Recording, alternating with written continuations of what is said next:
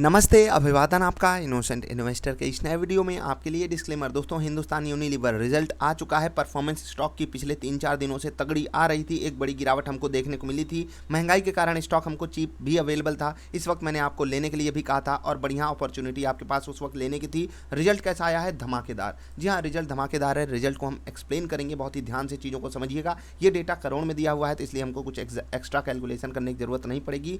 एक एक चीज़ समझते हुए चलेंगे। रेवेन्यू फ्रॉम ऑपरेशंस, यहाँ पर हमको सबसे बड़ी चीज़ दिखाई देगी कि 8,885 करोड़ के मुकाबले 11,947 करोड़ इनका रेवेन्यू बढ़ गया। ये बेहतरीन चीज़ है। जी हाँ, पेपर पे भी बढ़िया है और रियल लाइफ में आप ये सोच सकते हो कि लॉकडाउन की परिस्थिति आ जाएगी, इससे पहले लोग खरीदारी कर रहे हैं, इसको उसमें काउंट किया गया है या नहीं। मैं कहता हूँ अभी आप इसको इग्नोर कर दीजिए। क्यों? क्योंकि अभी आपके सामने पूरा महीना पड़ा हुआ है, अगला 2, उसके बाद एक और रिजल्ट आएगा, वहाँ पर ये सब चीज़ें कैलकुलेट होंगी। यहाँ पर इस रिजल्ट को आपको बिल्कुल नॉर्मल मानना है। आप ये मत सोचिएगा कि लोगों ने एक्स्ट्रा खरीदारी कर ली है और इस कारण रिजल्ट बहुत अच्छा आ गया है। रिजल्ट नो डाउट बढ़िया है और उसको हमको एक्सेप्ट करना पड़ेगा। और एक अंदर की चीज़ हमको ये समझनी है कि जब ये रिजल्ट पेश किया गया है 31 मार्च से पहले का है, तो उससे पहले हमारे सामने जो दिक्कतें थी वो इस लेवल पे नहीं थी जो अभी है।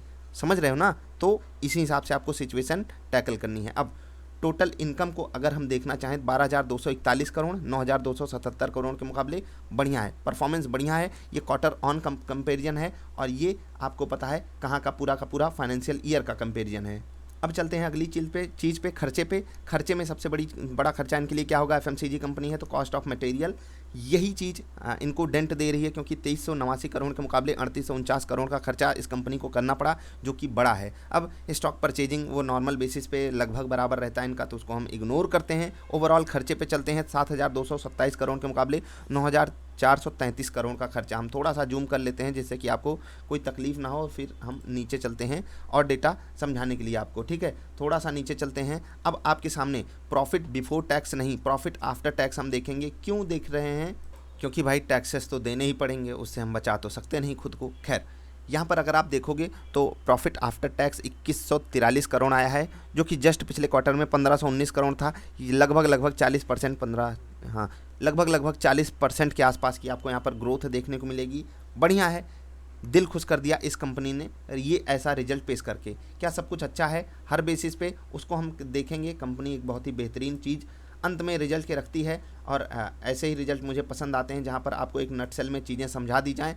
तो आप भी इस रिजल्ट में कुछ पढ़िए या ना पढ़िए, लेकिन अंत में जो ये डेटा लिखा हुआ है ना, इसको ज़रूर पढ़िएगा। रिपोर्टेड टर्नओवर अप 34%, टर्नओवर कितना ऊपर गया? 34%। और पैट कितना ऊपर गया? 41%। जी हाँ, 40% नहीं, 41% ऊपर गया है। दोनों ही चीज़ें डबल डिजिट की बात होती है और डबल डिजिट में 34% और 41% एक बड़ा नंबर होता है। होम केयर प्रोडक्ट्स इनके 15% के हिसाब से बढ़े हैं।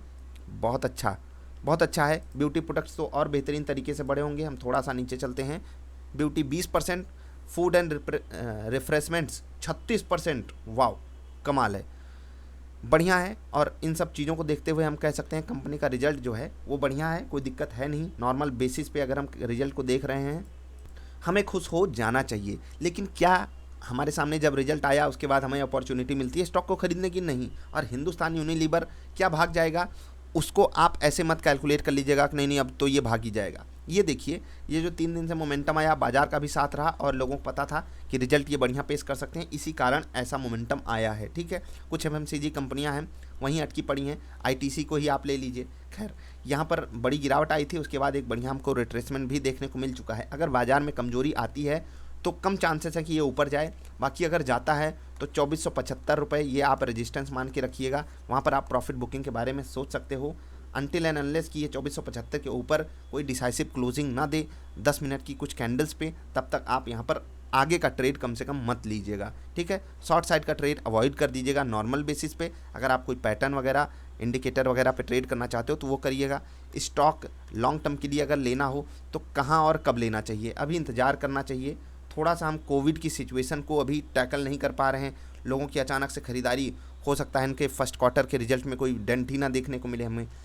तो कोविड की सिचुएशन से ये कम से कम पहले क्वार्टर में तो लड़ने के लिए बिल्कुल तैयार खड़े होंगे। प्रोडक्शन भी इनका ठीक ठाक हो गया होगा, रॉ मटेरियल की भी दिक्कत नहीं पड़ेगी, तो सब कुछ ठीक है कंपनी के लिए। इस सिचुएशन पे आप इनमें गिरावट पे बिल्कुल बेट कर सकते हो और मुझे भी ये कंपनी पसंद है।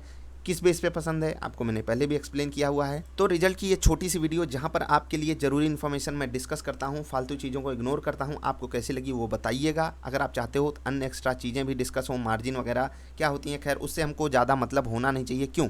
क्योंकि कंपनियां वो कंपनियों का टेक्निकल काम है, हम उसमें क्यों घुसे। हमें इतना पता होना चाहिए हमारी कंपनी खर्चा कितना की, कमाई कितना की, किस तरीके से ग्रोथ आ रही है, हमको इस पर फोकस करना है। अब आप सोचिए कि अगर ये कंपनी एवरेज CAGR जैसे 41% का प्रॉफिट बढ़ गया, हमें उससे मतलब नहीं है। अगर हम नॉर्मल बेसिस पे देखें हमारी कंपनी 20-25% के हिसाब से रियलिटी में ग्रो कर रही है, रियल कंडीशन में ग्रो कर रही है, तो स्टॉक का प्राइस भी उसी हिसाब से ग्रो करेगा और ऐसी कंपनियां तो हमको चाहिए होती हैं। अब हिंदुस्तान यूनिलीवर आप क्यों नहीं खरीदोगे, आप खुद बता दीजिए। आपको खरीदना ही पड़ेगा अगर आपको एक अच्छी FMCG कंपनी चाहिए। अब इसके अलावा महंगी, इससे भी ज़्यादा महंगी कंपनियाँ हैं, आप जाकर टाटा कंज्यूमर के स्टॉक भी को भी खरीद सकते हो, लेकिन गिरावट पे औने पौने रेट पे मत खरीदिए। अर्निंग पर शेयर इनका इंप्रूव किया है, लेकिन आप उसके बेसिस पे डायरेक्टली इन्वेस्टमेंट मत कीजिएगा स्टॉक में, जब तक एक रिट्रेसमेंट आपको ना मिले। अंधाधुंध खरीदारी तकलीफ दे जाएगी। हम मिलेंगे फिर से। अपनी फैमिली का ख्याल रखिए, गर्म पानी का सेवन और दिन में 2 बार कोई इंटेंस एक्सरसाइज जरूर कीजिए। मिलते हैं फिर, बताइएगा वीडियो कैसी लगी। नमस्कार।